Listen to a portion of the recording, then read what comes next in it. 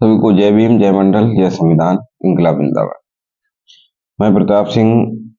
आज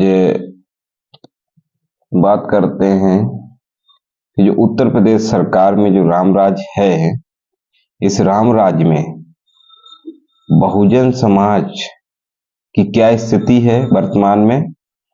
बहुजन जिसको OBC, SC, ST और अल्पसंख्यक कहते हैं, इनकी क्या स्थिति सरकार ने बना रखी है, जरा उस पर बीच प्रकाश डालिए। आज मुख्य बात है कि 69,000 शिक्षक भर्ती में जो ओबीसी एससी का आरक्षण घोटाला हुआ है, जिस पर सरकार ने स्वयं स्वीकार किया था कि 6,800 सीटों का घोटाला यानी कि गलत तरीके से चयन किया गया। ओबीसी एससी की जगह पर सवर्णों को चयनित किया गया, नियुक्त किया गया। तो ये सरकार की गलती हुई है। ये वर्तमान सरकार ने इसमें रहे मंत्री, शिक्षा मंत्री सतीश द्विवेदी जी ने स्वयं स्वीकार किया था। आज 2022 का चुनाव हुआ, उसके बाद जो नए शिक्षा मंत्री बने, क्योंकि इससे पहले द्विवेदी जी शिक्षा मंत्री थे, सवर्ण थे, तो स्वाभाविक है उन्होंने अपने लोगों के लिए ओबीसी एससी को साइड किया और अपने लोगों को गलत तरीके से, गैर संवैधानिक तरीके से अंदर लाए। जब 2022 का विधानसभा चुनाव हुआ तो माननीय कल्याण सिंह जी के पोते संदीप सिंह जब शिक्षा मंत्री बने, जो ओबीसी कैटेगरी से आते हैं, पिछड़ा वर्ग से आते हैं, तो एक आशा जगी ओबीसी समाज के अभ्यर्थियों को कि अब हमारे साथ न्याय होगा। तब से ये लोग आंदोलन पर बैठे हुए हैं, हमारे परिवारों से भाई बहन हैं, आंदोलन निरंतर कर रहे हैं। आज लगभग 620 दिन, 25 दिन के समथिंग हो गया है, इससे पहले भी चलता रहा। ये शिक्षा मंत्री बने तो एक उम्मीद लेकर सब लोग उत्साहित हुए कि अब बैकवर्ड हैं तो न्याय होगा, लेकिन क्या मालूम कि सिर्फ पद नाम का दे दिया गया, रिमोट किसी और के पास है। पद नाम का दे दिया गया, रिमोट किसी और के पास है कि अभ्यर्थी, हम लोग लोकतंत्र देश में आते हैं, संविधान में हमें अधिकार है कि हम आंदोलन शांतिपूर्वक गैर शस्त्र के तरीके आंदोलन कर सकते हैं, धरना प्रदर्शन कर सकते हैं, लेकिन ऐसा नहीं है ये वर्तमान सरकार। आज अपनी मांग कर रहे हैं 6800 अभ्यर्थी, हमारे ही भाई बहन।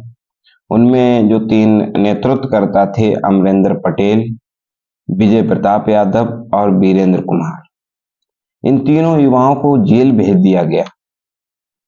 26 फरवरी को इन्होंने अपना महाआंदोलन यानी कि अब अधिक से अधिक अभ्यर्थियों को बुलाने का आह्वान किया।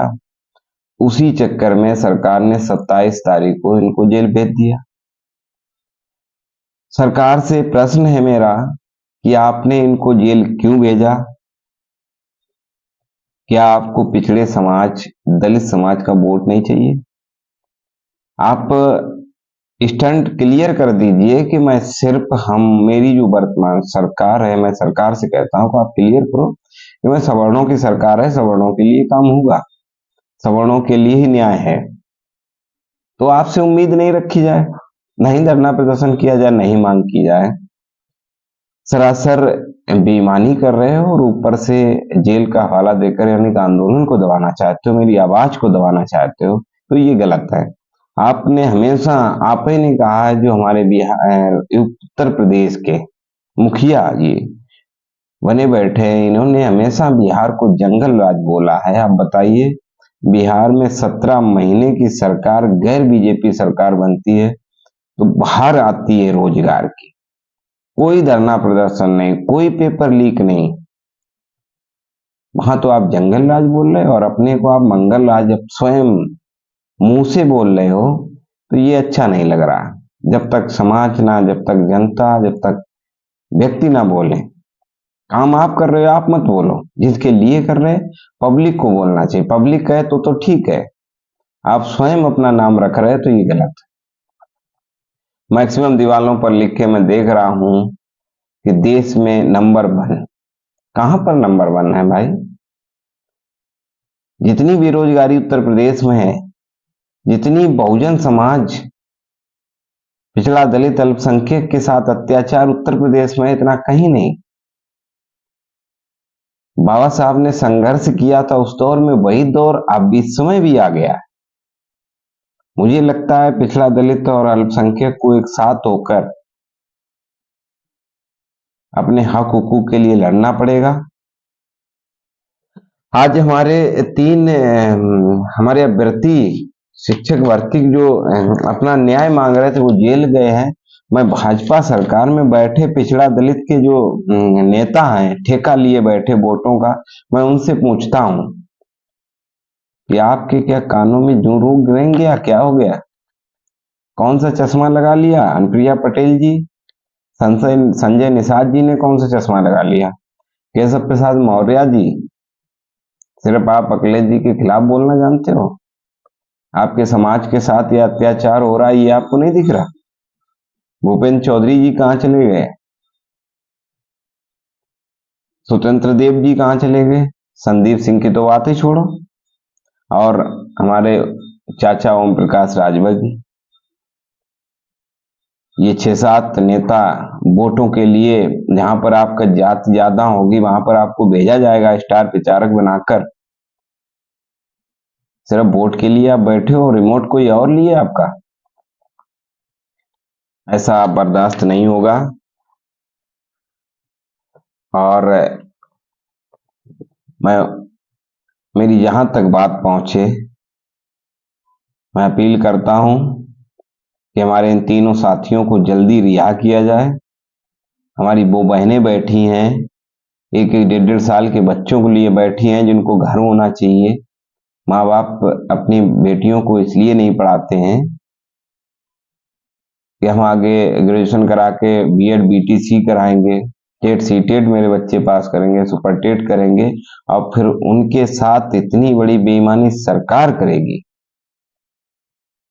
और आज जो उन बच्चियों को घर में होना चाहिए, वो वहां इको गार्डन रात दिन वहां बैठी हुई है। यही आपका बेटी पढ़ाओ बेटी बचाओ का नारा है। हमें लग रहा है आप बेटी बचाओ सिर्फ और सिर्फ आपकी नजर में सवर्णों की बेटी को बचाओ। पिछड़ा दलित और अल्पसंख्यक की बेटियां कहीं भी बैठी रहें, कुछ भी करें, कोई धरना प्रदर्शन करें, उनकी कोई पुलिस क्या उनके साथ बर्बरता कर रही है आप स्वयं देख रहे हो।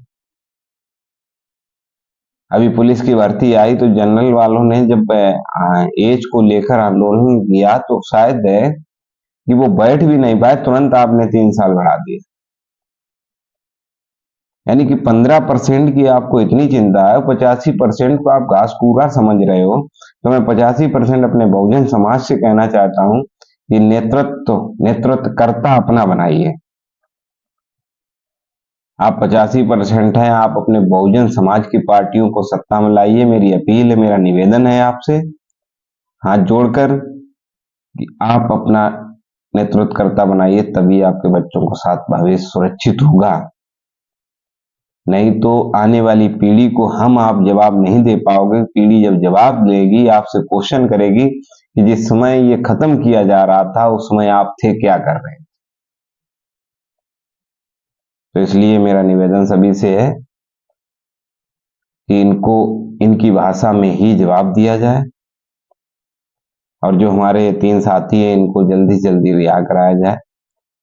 ये बिल्कुल कतई बर्दाश्त नहीं किया जाएगा कि हम लोग अपनी शांति पूर्वक अपना अधिकार मांग रहे हैं, किसी से लड़ाई नहीं कर रहे हैं। और आपका ये रवैया बिल्कुल पसंद नहीं है, और इतनी बड़ी बेईमानी जो की है ये गलत है। इसलिए मेरी लास्ट अपील है अपनी बहुजन समाज की जनता से कि इनको जवाब दिया जाए। सभी को जय हिंद, जय संविधान, जय भीम, जय भारत।